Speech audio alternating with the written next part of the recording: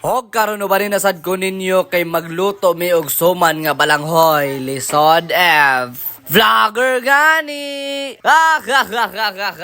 So karon kayo lan ulan man ay magluto ta og suman kay kaning suman lami ba kay ni ipare sa kape kay samot na kay daghan kay mig balanghoy diri sa among bukid di. Pabor kaayo. Kauban din ako pagbanggod ani kaning mga igagaw nako gikan sa Bukidnon kay bakasyon man lisod F unsa lugar. Tungod kay magsuman man ta di gid mawala nga magkuha gid ta og saging. Busag isugon atos airpods pagpanguha og dahon sa saging para natay magamit unya. Intaha man ni si airpods kay abtik ba kay ni. Human og kuha sa dahon sa saging, amo ding gihalob dayon gipikas-pikas ginagmay aron iputos unya sa bingala nga among gibanggod.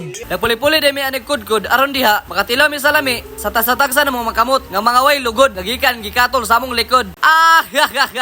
Awar jud na siya o wag ginapiling lugar magkiniat jud na siya day ana lugar. O gani nga part sa eksena gipangbutangan na namo og ingredients aron diha mosamot kog kalami. Aw ang suman di ay.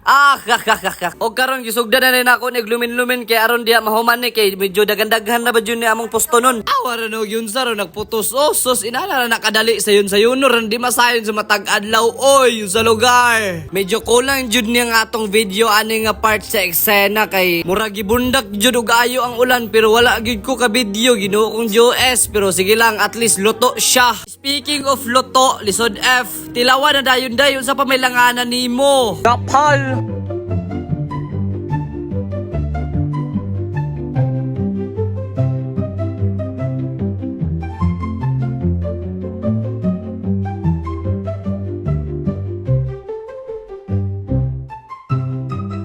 Kamulong daphal na ko ani, di magyud ni matawag nga tilaw kay grabe naman akong daphal. Nagkamulo po kong sugnon dire sa ikaduha nga kaldero. Second batch, lisod F. Awara na si Pibpib o pagansi bagud na daphal uy. Aron kinakatimpla nagkape ay lami agi kay parisan og bingala lisod F. Daphal na pod.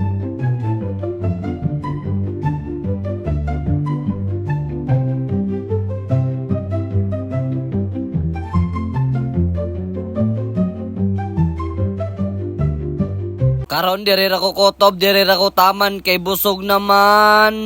At dito nagtatapos ang aking kwento. Thanks for watching. Babush!